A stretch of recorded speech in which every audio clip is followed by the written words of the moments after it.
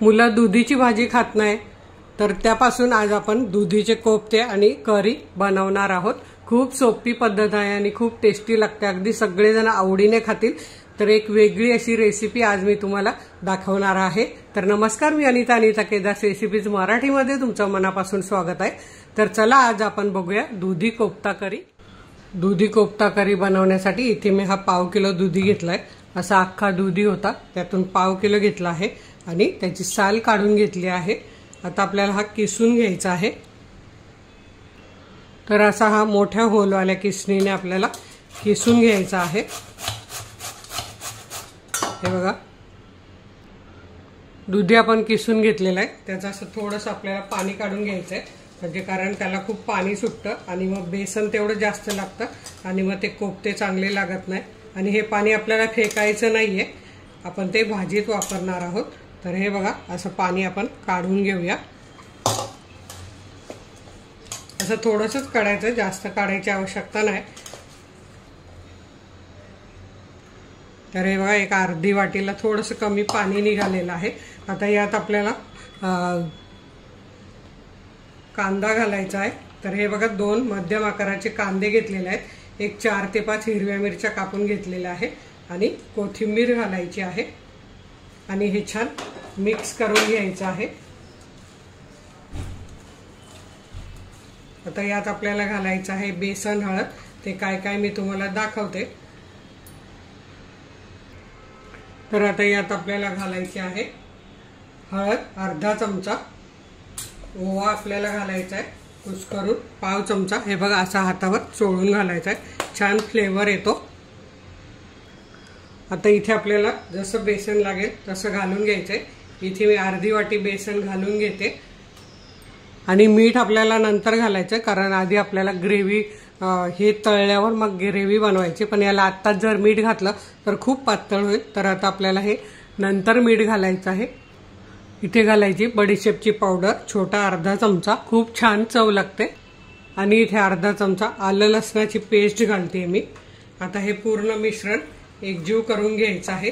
तुम्हाला जर यात लाल मिरची आवडत असेल तर तीही तुम्ही घालू शकतात, पण मी घालत नाहीये कारण आपण हिरवी मिरची घातलेली आहे आणि वरच्या ग्रेव्हीत आपण मिरची पावडर घालणार आहोत, त्यामुळे यात मी घालत नाहीये।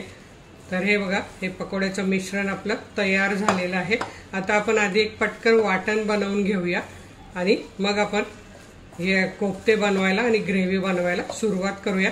यात आपल्याला जर 5 मिनिटांनी अजून थोडंसं बेसन लागलं तर आपण घालू शकतो, कारण आता आपण मीठ घातलेलं नाही। आत्ताच मीठ घातलं तर कांदा, कोथिंबीर, दुधी सगळ्याला खूप पाणी सुटेल आणि मग जास्त बेसन घालावं लागेल, म्हणून आता आपण अगदी परफेक्ट झालेलं आहे। तर आता आपण नंतर थोडंसं आपल्याला बेसन लागणार आहे। आता वाटण काय काय वाटायचं ते दाखवते। आता इथे आपल्याला मिक्सरच्या भांड्यात कापून घेतलेले 2 मध्यम आकाराचे टोमॅटो घालून घ्यायचे आहे आणि बारीक पेस्ट करून घ्यायची आहे। आता इथे आपले टोमॅटो बारीक करून झालेले आहेत आणि इथे मी एक 7-8 काजू आणि मगज बी घेतलेला आहे आणि 1 तासभर भिजवून घेतला आहे। तर इथे आपण अर्धी वाटी ओलं खोबरं घेतलेलं आहे खाऊन। तर आता याचं वाटण वाटायचं, तोपर्यंत ही ग्रेव्ही आपण यात काढून घेऊया टोमॅटोची। आता आपण हे जे ओलं खोबरं, काजू आणि मगज बी घेतलं आहे ते वाटून घेऊया, छान बारीक करून घेऊया।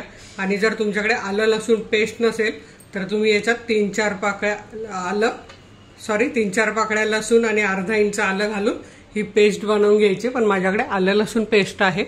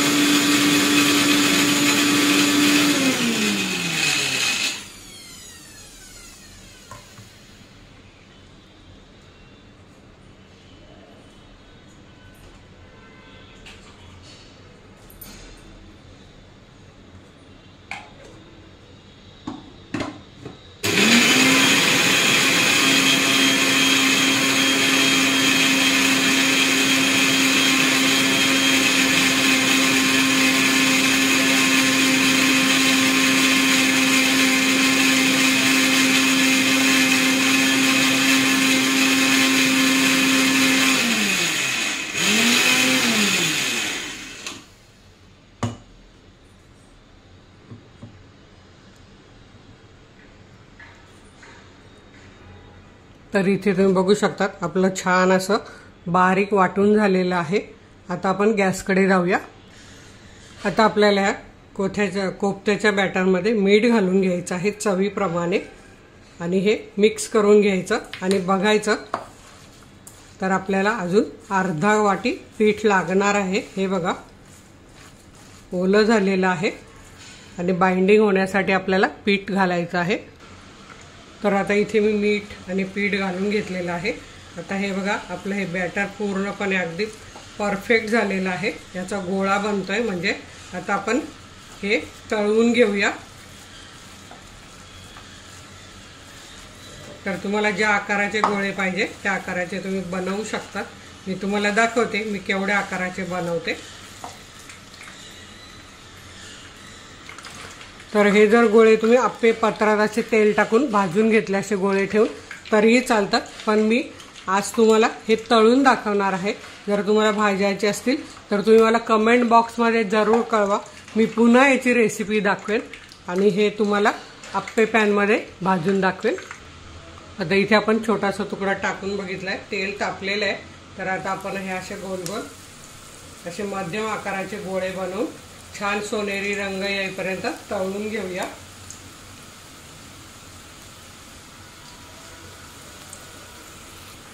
तर हे बघा कोफ्ते मी टाकून घेतले। आता मी मीडियम गॅसवर सोनेरी रंग येईपर्यंत छान तळून घेऊया।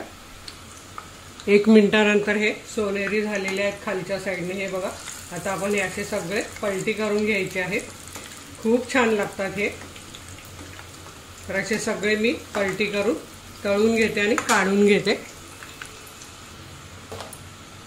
तर आता आपले कोफ्ते हे बघा इथे तयार झालेले आहेत, छान सोनेरी रंग आलेला आहे। आता आपण हे काढून घेऊया। तर इथे तुम्ही बघू शकता अगदी छान असे कोफ्ते तयार झालेले आहेत। असेच मी बाकीचे कोफ्ते पण करून घेते आणि मग आपण ग्रेव्ही करूया। इथे आपले छान असे कोफ्ते तयार झाले। आता आपण ग्रेव्ही बनवूया। आता आपण त्यातलंच हे 1 चमचाभर तेल घेतलेलं आहे, साधारण 2 टेबलस्पून आहे।